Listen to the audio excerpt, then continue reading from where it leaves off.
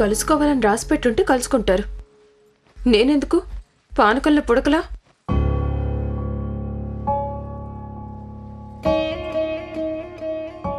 మా అమ్మ చేతులతో నువ్వు తీసుకుంటున్నావంటే వెరీ లక్కీ మహా.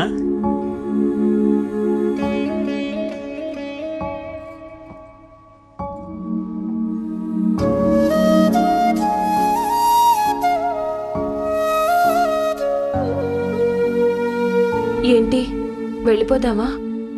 నువ్వింతకు ముందు ఉండేవాడివే. టీ కొట్లో పొగచూరిన పాత గొడవలు గుర్తున్నాయా? ఇప్పుడున్నాయో లేవో. ముందు ఆ కళ్ళద్దలాయంతో చెప్పాలి.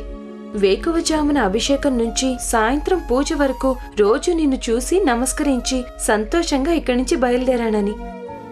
ఏమా మహా, ఊళ్ళో వాళ్ళందరూ నన్ను మూర్ఖమాధవరా అంటూ ఉంటారు. వాళ్ళు ఎలా అని అనుకోవచ్చు.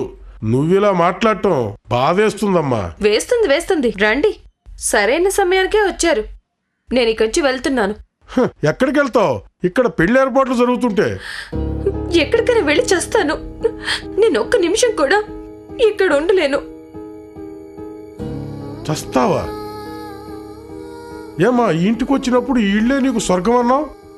నీ చెల్లెలు ఆపరేషన్ ఖర్చుల కోసం అని చెప్పి బామ్మ దగ్గర ఇప్పుడే 15,000 రూపాయలు అప్పు తీసుకొస్తున్నాను. నువ్వేంటమ్మా ఇలా మాట్లాడుతున్నావు?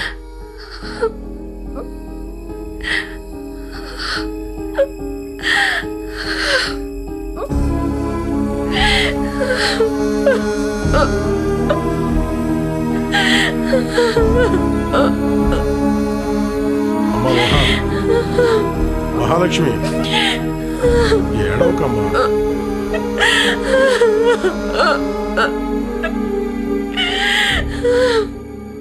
మన తాహతుకి ఇలాంటి కలలు రాకూడదమ్మా.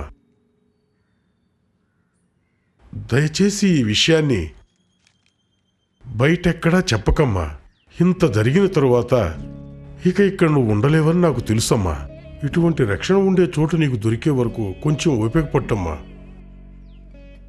అందుకు తగిన శక్తిని తప్పకుండా సుబ్రహ్మణ్యం నీకు ఇస్తాడమ్మా.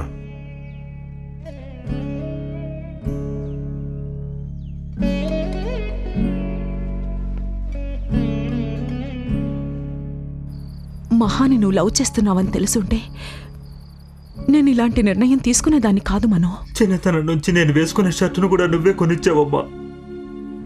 అవన్నీ నాకు నచ్చినట్టు మార్చుకున్నాను. కానీ ఈ విషయంలో మాత్రం మార్చుకోవడం నా వల్ల కాదమ్మా. నేను ఇంతవరకు నీకేం చేసినా నీ మంచి కోసమే చేశాను బాబు. ఈ పెళ్లి ఏర్పాటు కూడా అలాగే చేశాను. మీ అమ్మ నీకు మంచి చేస్తుందని నీకు నమ్మకం ఉందంటే మహాని నువ్వు మర్చిపోయి తీరాల్సిందే బాబు. ఐఎమ్ సారీ మను.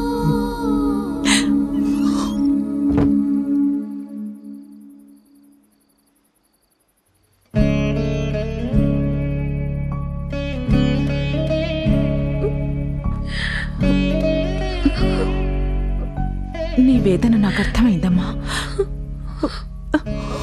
కానీ ఇప్పుడు మరో దారి లేదు.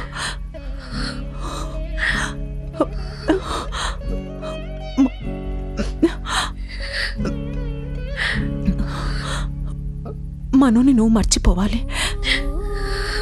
వాడితో కూడా నేను ఇదే చెప్పానమ్మా.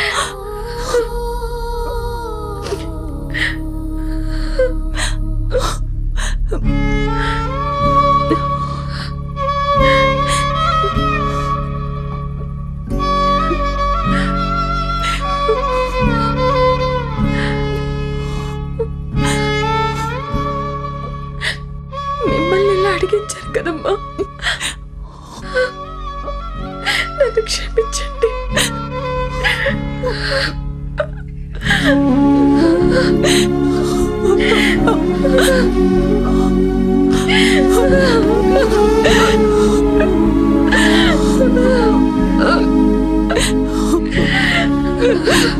ఇక నుంచి ఈ మహా ఎవరికి ఇబ్బంది కలిగించదమ్మా. కష్టాలను ఇస్తాడు. ఈ లోకంలో తట్టుకోలేని సమస్య అంటూ ఏదీ లేదు.